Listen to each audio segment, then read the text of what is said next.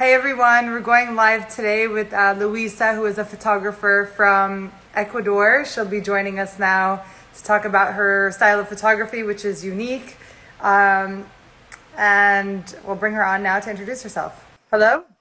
Hi, Hi, Luisa. How are you? I'm real good. Thank you for having me. So I'm currently a 4-year-old photographer, and I'm currently expanding my branch into branding and digital marketing. Mainly because I saw where I live in Ecuador that sometimes when working with brands, when you share your photos, they often don't know what to do. So as a creative, I decided that I could provide more input in how the photos were made. And last year, I had a personal project in which I started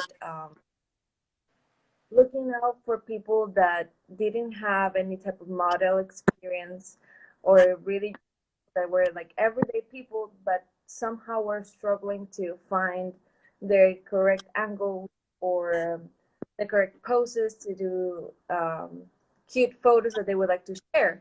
And I realized that photography actually helps to improve your self-love and self-esteem. Mhm. So I made it my mission to make it a project in which I would photograph everyday people and people that had no experience modeling, and not only to improve my craft as a photographer that would be better at directing or helping out people with the poses. I also realized that the way the way I took photographs, it helped people to overcome certain issues they had. So I feel it was like a very interesting and powerful way to kind of embrace everyone and their self-image as such. So whenever we did these type of photo shoots, they would feel kind of empowered to continue to take pictures on their own. So it was really nice to see people that wouldn't take pictures constantly, and then after we had that photo shoot, they would immediately become much more confident in sharing photos of themselves, and it was really nice. Where would you use the pictures after? I would upload them to my platforms at first, and then they would share it on their social media. It was strictly social media related. Okay. So you haven't found a way to commercialize that project yet? Or No. share that, yeah. That's interesting. I always feel like ones like that are good in the community. Like if you can have different portraits or things in restaurants or um, like locations around. Because always when I walk into buildings, I feel like they're always empty. I bet you local artists could just give their work around here. Yeah, yeah, that should I mean, be now it's harder with COVID, but that's one idea. Yeah, it really is. I mean, I've seen photographs like that being used in like local restaurants, stuff like that, but usually it's like a still life. There's really not much like portraits Yeah. of being like on the walls or something like that. It's mainly like waves or the sand or the ocean, and usually they Yeah. go for it. I mean, we could actually change that if we would propose something like that. Maybe we Yeah. could start changing the scenery a bit. Yeah. So tell me about your style and how it developed because to me it looks super unique. Well, thank you. So first I started doing portraits primarily, and I had like a background of editing photographs and pictures in general. When I was like 14 years old, I Wow. started having like a blog on Tumblr actually, and I would actually re-edit some photos that were taken by professional photographers of like concerts, or make like manipulations with those photos, and I would start building my brand that way when I was really young.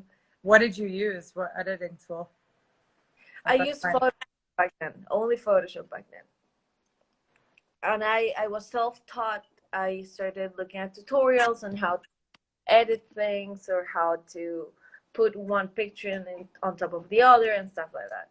And Mm-hmm. then when I reached 20 years old, after I dropped out of college, because I studied first law school and I dropped out because it wasn't for me. And then I started studying photography, and I started building my brand. And at first I started mainly with weddings and events, and I actually do still some weddings, and I do some family portraits and stuff like that. But I do very little now because I dedicate more of my time to like portraiture and digital marketing. How did you get your first few customers on the wedding? And I got first customers for the wedding, I think the first year after I started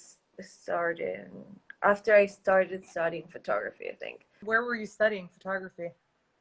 There's an institute here in Ecuador, in Guayaquil, in the city that I live in. So I studied there. And I'm currently finishing up my thesis, so I get like my degree in And did they help you get customers, or those were your friends or family? Or no, they did help me get the customers. I actually worked as a second shooter for the owner of the school, so I was kind of her underling for a bit, and I learned from her a lot about the wedding industry, the wedding photography industry. And then I started branching out to more social gigs like families and couples. And I realized that at first I was starting to like mimic some of the styles I had seen, but they didn't quite fit me because I'm more into the naturalist side, not quite so many structural poses, but actually just having people go with the flow kind of the photography. I would direct, but I will always try to make them feel more comfortable when they're the camera and try to showcase what they actually want to see, because my vision might not be the same that they want to portray. So I try to make a combination of the two. So what I want to see is always portrayed in the pictures of the photograph, but what they want to showcase is also present there too. how do you get those type of jobs? Mainly through social media, and then also because my friends constantly recommend my job. Like a lot of the times, I started studying photography in 2016, and I started actually making a living off of photography in 2018, because I was still perfecting my craft in 2016 and 2017. Around that time, I started working wedding related gigs and stuff. But in 2018 was when I started doing photography for everyday people. And because of how well I made these people feel, they constantly reminded everyone. They would be, I would constantly have these type of comments that we would be like in a friend setting of some sort. They would tell their other friends, you know, Luisa does photography and she took some photos of me. And after, I can never stop taking pictures of myself, because it was so funny that this person would be like, they would have 3 photos on their Instagram, okay, and it would be one of a landscape, one of their face, another one of their dog or some pet they had. And after they had photo shoot with me, they started posting not only the pictures that came out of the photo shoot, but they would constantly be taking pictures of themselves. So I think being recommended and being able to showcase my work with the people around me helped to reach out more people.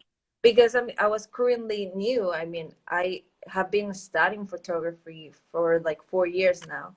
I think my work is now really good, but it's only been 2 years since I can actually say to myself, like, my work is amazing, you know, because I have perfected it. I have found my style now. What do you like? How do you describe your style? Part of my style is to impress. So I always strive to get like colors that would make a huge contrast, or poses, or different type of colors that would make the image pop out.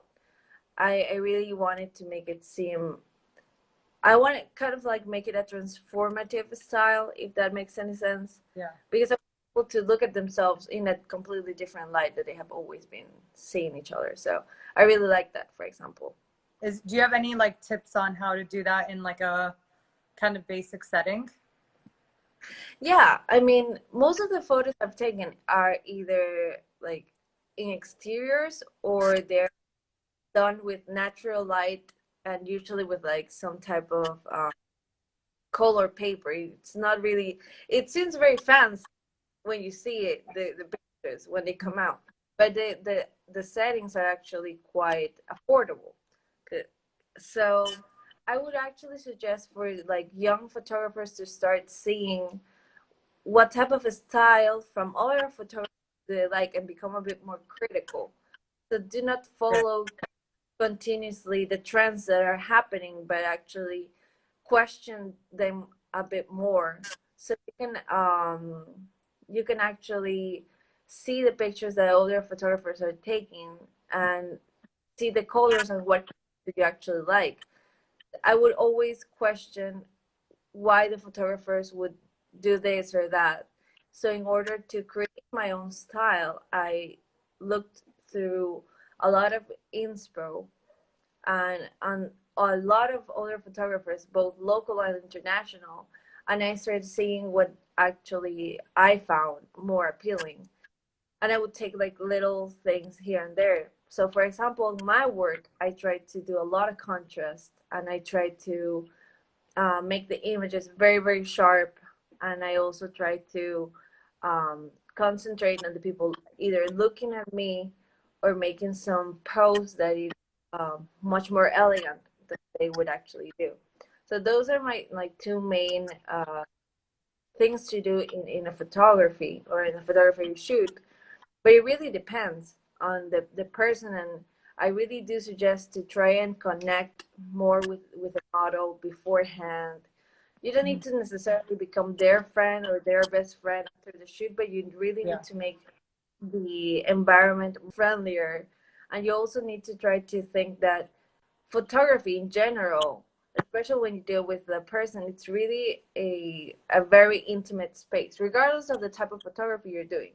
It could be like you could be photographing a family or photographing something that isn't as polished in front of the camera, but you always need to think that it's a very intimate moment and you need to respect that. And you need to make the people in front of the camera feel comfortable around you and in order to pose in front of you. So one of the tips I've crafted for myself, and I think it works a lot in different aspects, is that you could actually be talking and having a conversation with someone so they would feel more at ease in front of the camera. And once you have established that, you could start taking some pictures. And so oftentimes I tell them like, oh, don't worry about it. I'm just like getting the settings correct or something. And that would be on the fly because I would have the settings already done, but I act as if I'm like fixing something in the camera, so I can take a picture of them and start working around with like more candid photos at first. Then I move on to the poses I want to see, so they start feeling a bit more comfortable in front of the camera, and you can actually show some pictures. Look, this actually came out really great. Like, do you want to see? And you show it to them. And if you respect the environment and you showcase that you can make your model a bit more confident, I think that helps a lot with how the photography sessions goes. That's awesome.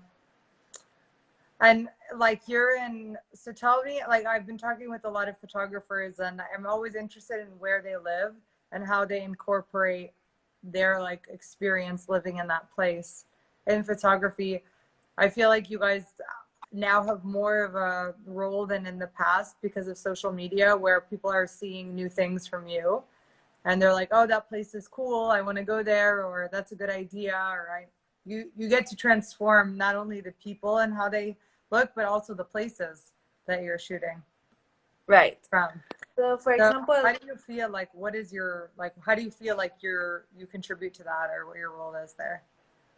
So for example, I live in a city it's one of the biggest cities here in Ecuador, and actually there's like a lot of mixed reviews, so to speak, when it comes to how we contribute to the place, because all the touristy places that we're not allowed to take photographs there. So for example, the mayor's office wouldn't let you take pictures with a model in like a very touristy place. Sometimes they often think that you're gonna do like some type of, they tend to not allow you to take pictures there. That's a huge problem we have as photographers. Yeah, because we're not allowed to go to certain places. But I hope that I have had a lot of connections with international photographer friends. The way of working abroad is much more, it would be like I would reply to their story. We would start talking. Really, it's social media has been like great for expanding our. So here, I think that you can actually become more recursive, because you can actually find spots in like perhaps the most unusual places that you would have. So sometimes, even though the more touristy places wouldn't let you pictures there, oftentimes you go back to independent stores. So for example, I did a photo shoot recently in an independent library, and they were more than happy to help, because the bigger places that you would normally take pictures on allow you to, it makes you go back to independent and locally sourced businesses. So I think that actually helps, because you start building a community. After I did that photo shoot at that local library store, I actually started having more things there. So instead of going to a huge shop chain, I would go to these independent stores, and I think it's like actually giving back to locally served businesses. That's amazing, Luisa. Well, you've shared so much with us. Do you have an example like that of an outside location that you found that you were so surprised at how amazing it looked?